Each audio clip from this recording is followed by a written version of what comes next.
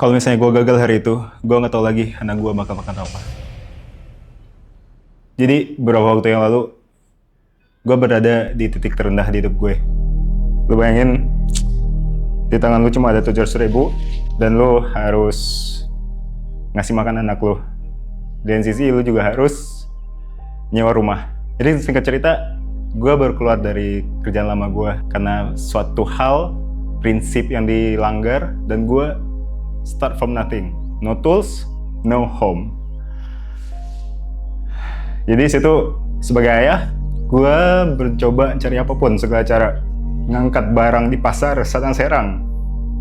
50.000 cukup buat makan sehari. Di fase itu juga gue coba ngelamar online. Dan alhamdulillah ada yang nyantol, masuk interview pertama, interview kedua, gagal. Ya banyak proses lah gue ngelakuin hal itu. Satu titik gue tuh ketemu sebuah konveksi.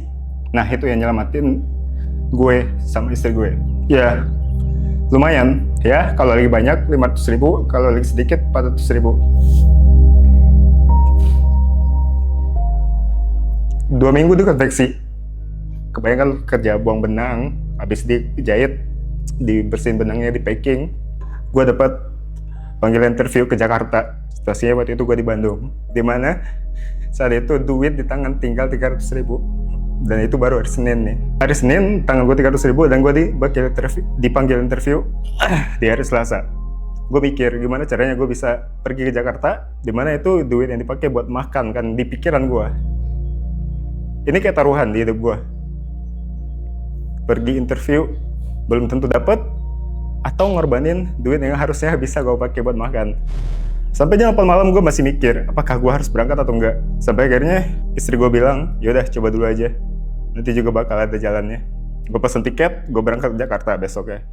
Hari itu gue masih ingat banget, keringat dingin, harapan tinggi banget. Dan gue ketemu dengan 4 orang di hari itu, dimana gue nganggap 4 orang itu orang-orang luar biasa semua. Mental gue drop, gue cuma bisa berdoa dan berharap. Pas masuk ruangan, gue ketemu dengan Mas Adit. Obrolan itu terasa pendek, tapi sebenarnya itu panjang. Kurang lebih 1 jam kita bercerita. Ada tawa, ada tangis bahkan. Gitu. Sampai ada satu kata dari Mas Adit. Dengan serius beliau ngomong, gue bangun VRK ini pakai hati. Dan gue pengen ada seseorang yang ngelanjutin juga pakai hati. Saat itu gue nggak tahu maksudnya itu apa. Dimana gue belum tentu terima, belum tentu juga kan. Dan itu sepanjang jalan ke Bandung gue jadi tanda tanya apa maksudnya itu semua. Seminggu kemudian gue dikabarin, Mas Adit nerima gue dan ngasih beban tanggung jawab ini ke gue. Itu kayak lo dikasih hadiah sama dikasih beban dalam satu waktu. Gue senang banget. Dan gue sekarang sampai di perusahaan ini, bertemu orang-orang hebat, teman-teman hebat. Jujur, buat gue yang nggak punya pengalaman di dunia vape, ini terasa berat ya buat gue. Gue harus belajar banyak hal. Dan gue nggak tahu nih apa yang ada di pikiran Mas Adit ngasih tanggung jawab ini ke gue. So, gue sekarang pengen jujur. Gue anak baru di sini, tapi gue pengen belajar. Mengenal industri ini lebih jauh. Dan sejauh gue melangkah di sini, gue seneng banget. 2 bulan terasa singkat karena gue belajar banyak banget. Dan gue excited banget. Jadi kenalin, teman-teman, gue Bayu Malta, anak baru di sini. Dan buat Mandupe, Kak Ola, Kak Jepangka, Bang Biron, Bang Fati, Bang Tommy, Bang Vapor, Bang Zaki, dan Bang Auf mau terima gue ya. Karena gue anak baru di sini, gue pengen belajar banyak di industri ini. Gue tahu barang di depan gue ini berharga banget buat anak baru kayak gue yang gak ngerti apa-apa. Cuma ini simbol dari kepercayaan dikasih Mas Adit ke gue.